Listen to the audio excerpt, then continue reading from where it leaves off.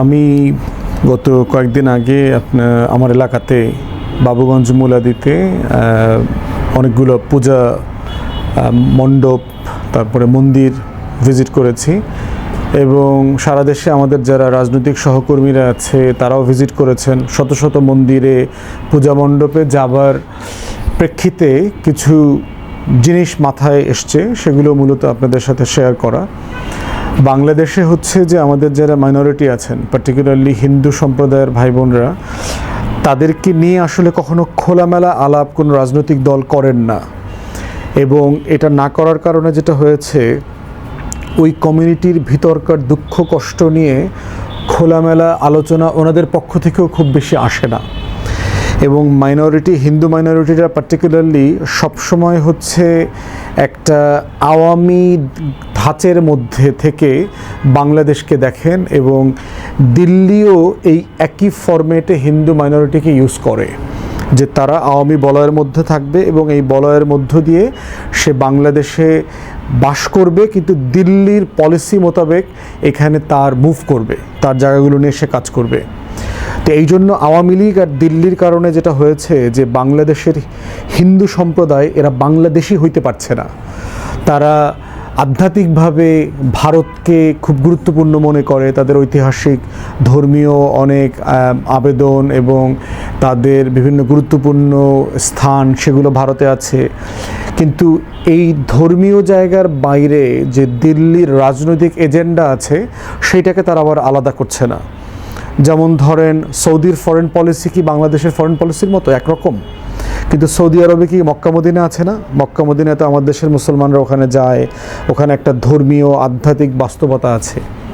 তো এই সৌদি আরবে কি ভারতের লক্ষ লক্ষ হিন্দুরা কাজ করতেছে না? করতেছে তো, কিন্তু ভিন্ন ধর্মের লোক হয়ে ওখানে কাজ করতে পারছে। আবুধাবি দেখেন, পুরো আরব আমিরাতে বিশাল ইন্ডিয়ান কমিউনিটি আছে। তাহলে এই যে জায়গাগুলো, যে বাংলাদেশি হিন্দুদেরকে হিন্দু হয়ে ওঠার যে লড়াই, সেই লড়াইতে আওয়ামী লীগ এবং দিল্লি কীভাবে বাধা হয়ে দাঁড়াচ্ছে। এবং দেখেন যে প্রায় কথাটা বলা হয় যে আওয়ামী লীগ ছাড়া বাংলাদেশের হিন্দুরা নিরাপদ থাকবে না।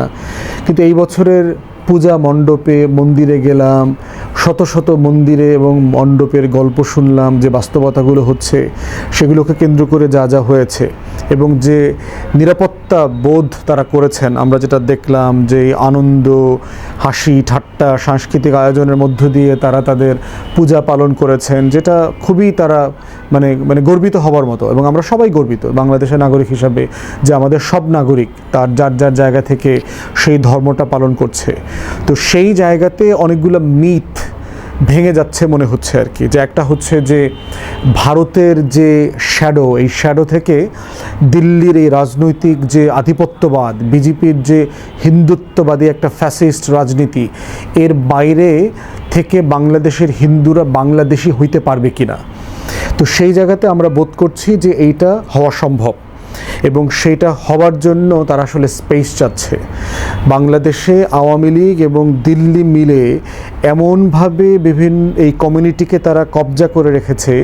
অনেক সিরিয়াস, অনেক উদার মনা, ভালো মানুষ, ভালো হিন্দু সম্প্রদায়ের লোকজন আমাদের সাথে যোগাযোগ করছে। আমরা রেগুলার বসছি, বিভিন্ন বিষয়ে সংস্কার নিয়ে, তাদের অধিকার নিয়ে কথা বলছি এবং এটা তারা হতে চায়, এটা তারা করতে দিতে চায়। কিন্তু এটা একটা স্পেস দরকার বলে আমার মনে হয়েছে আর কি, যে তারা স্পেসটা পাচ্ছে না, যে তারা বাধ্য হয়ে আওয়ামী লীগ করতে হচ্ছে। আবার আমাদেরও মেজরিটি জনগোষ্ঠী তাকে সবসময় আওয়ামী লীগ আকারে ট্রিট করে, যে তাকে বিশ্বাস করে না সে আসলে বাংলাদেশি কিনা, সে বাংলাদেশকে যথেষ্ট ভালোবাসে কিনা, না সে আসলে ভারতের গুপ্তচর। তো এই সংখ্যাগরিষ্ঠ জনগোষ্ঠীর ভিতরেও একটা ভয়, শঙ্কা, সন্দেহ আছে হিন্দু সম্প্রদায় নিয়ে।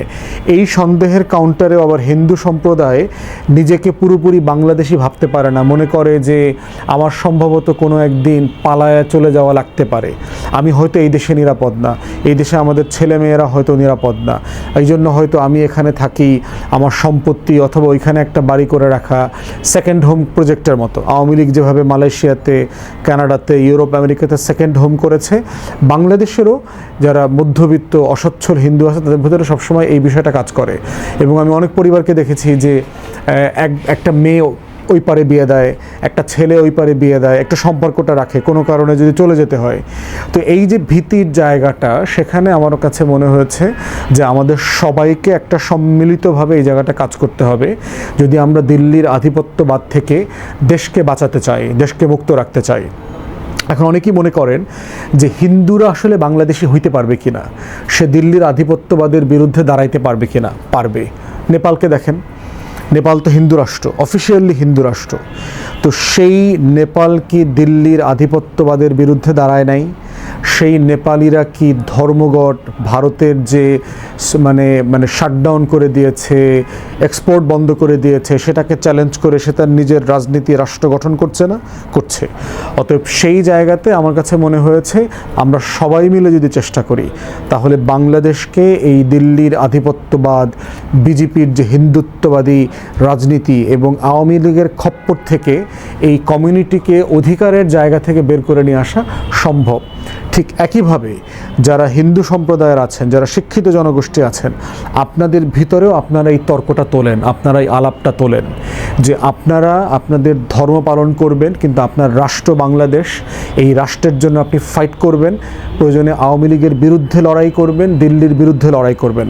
ভারতের মুসলমানরা চিন্তা করেন, কাশ্মীরে বসে সে ফাইট করতেছে না দিল্লির বিরুদ্ধে, আসামের মুসলমানরা দিল্লিতে বসে এটা করছে না। তারপরে এই যে সেভেন সিস্টার্সের যে বিশাল হিন্দু খ্রিস্টান কমিউনিটি আছে, তারা নিজেদেরকে ভারতীয় মনে করে, but at the same time central গভর্নমেন্টের যে অন্যায্যতা আছে, অবিচার আছে, তার বিরুদ্ধে তারা ফাইট করছে। অতএব সেই জায়গাতে আমরা সবাই মিলে যদি একটা লড়াই করি, আমরা সবাই মিলে যদি এই কাজটা করি, যেভাবে সম্মিলিতভাবে, আমি বহু অন্য ধর্মের লোকদেরকে দেখলাম মন্দিরে বসে গান বাজনা শুনতেছে, রাত জেগে ওখানে সবজি খিচুড়ি খাইতেছে। আমরা নিজেরাও তো ওখানে গেছি, আমাদেরকে মেহমানদারি করছে, লাড়ু, তারপরে সন্দেশ, এগুলো, এবং ভেজিটেবল খিচুড়ি রান্না করেছে। এবং আমাদের ছোটোবেলা থেকে আমরা খুব পরিচিত, আমরা একই মহল্লায় সবাই বড় হয়েছি, একসাথে একই মাঠে খেলেছি, একই স্কুলে পড়েছি, একই পুকুরে গোসল করেছি, একই জায়গাতে বসে মারামারি, তারপরে দুষ্টামি, সবই আমরা করেছি। তাহলে আমরা তো একই এলাকার মানুষ, একই দেশের মানুষ। অতএব সেই জায়গায় সংখ্যালঘুদেরকে দেখে রাখা, তারা যেন সেফ ফিল করেন, তারা যেন নিজেদেরকে বাংলাদেশি ফিল করেন, সেই ফিল করানোর দায়িত্বের একটা জায়গা রাষ্ট্রের আছে প্রচণ্ড রকম করে। অতএব রাষ্ট্রকে বোঝা দরকার, সরকারকে বোঝা দরকার যে কোন কোন জায়গাতে তার দায়িত্ব পালন করা দরকার। তার এই গোমরগুলো, তার যে ফাঁকা জায়গাগুলো আছে, অধিকারহীনতা, বৈষম্যের জায়গা আছে, সেগুলোকে অ্যাড্রেস করা দরকার, যেন তার বৈষম্যহীনতার সুযোগটা আওয়ামী লীগ এবং ভারত নিতে না পারে, যেটাকে পলিটিক্যালি অ্যাবিউজ করবে। এবং বাংলাদেশের তথাকথিত একটা শিক্ষিত উচ্চ বর্ণের একটা হিন্দু কমিউনিটি আছে, যারা প্রচণ্ড রকম বাংলাদেশ বিদ্বেষী এবং ভারতের রাজনীতি এখানে বসে করে। হিন্দু বৌদ্ধ খ্রিস্টান ঐক্য পরিষদ একটা সংগঠন, এই যে রানা দাস গুপ্তরা গত 16-17 বছর ধরে দেখেছি কন্টিনিউয়াসলি মিথ্যা প্রপাগান্ডা রিপোর্ট তৈরি করে। এই সরকারের আমলে দেখলাম গত বছর 5ই আগস্টের পরে মিথ্যা খুনের প্রতিবেদন, হিন্দুদের বাড়িঘর মন্দির ধ্বংস হয়েছে, এগুলো করে মিথ্যা রিপোর্ট ছাপাইছে, এগুলো ইংলিশ করে করে বিভিন্ন অ্যাম্বাসিতে, বিদেশের দূতাবাসগুলোতে দিয়েছে, যেগুলো খুবই দুঃখজনক এবং এগুলো সর্বমিথ্যা। এগুলো কাউন্টার ইনভেস্টিগেশন করে দেখা গেছে যাকে পিটাইছে, যে হিন্দু লোকটাকে, তাকে আওয়ামী লীগ হওয়ার কারণে পিটাইছে। আওয়ামী লীগের তো মুসলমান, আওয়ামী লীগকে তো পিটাইছে, তাহলে যে আওয়ামী লীগ করে তাকে পিটাইছে, এটাকে আপনি রাজনৈতিক সহিংসতা বলতে পারেন, কিন্তু এটা সাম্প্রদায়িক অথবা ধর্মীয় সহিংসতা আপনি বলতে পারেন না। অতএব সেই জায়গাতে আমাদের এই যে সম্মিলিত প্রয়াসের জায়গাটা যদি দেখি, তাহলেই শুধুমাত্র বাংলাদেশের হিন্দু মাইনরিটিকে আমরা নাগরিক সত্তা আকারে এই সমাজের অংশীজন বানাতে পারবো।